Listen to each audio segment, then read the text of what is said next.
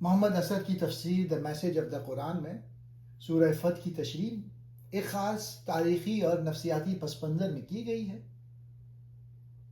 اسد صاحب کے نزدیک یہ سورہ محض ایک فوجی فتح کی خوشخبری نہیں بلکہ اخلاقی اور روحانی غلبے کا اعلان ہے۔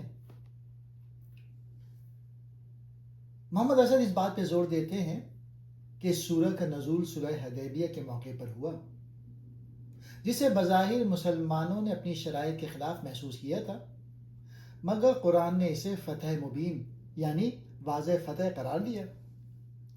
فتح مبین کا مفہوم۔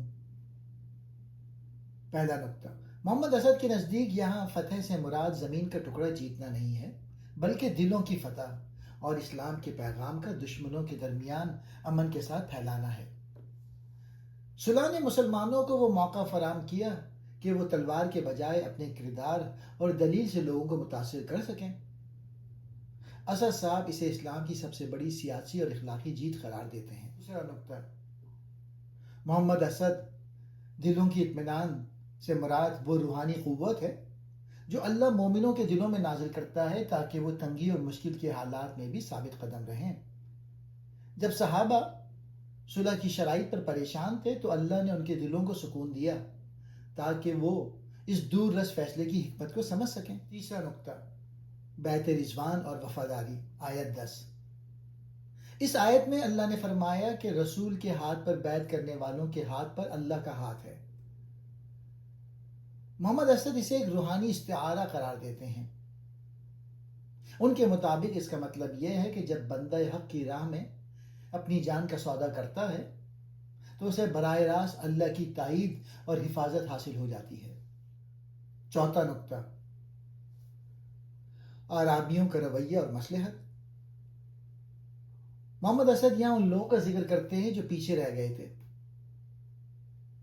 وہ بتاتے ہیں کہ ایمان صرف زبان سے دعویٰ کرنے کا نام نہیں بلکہ آزمائش کے وقت عملی قربانی دینے کا نام ہے۔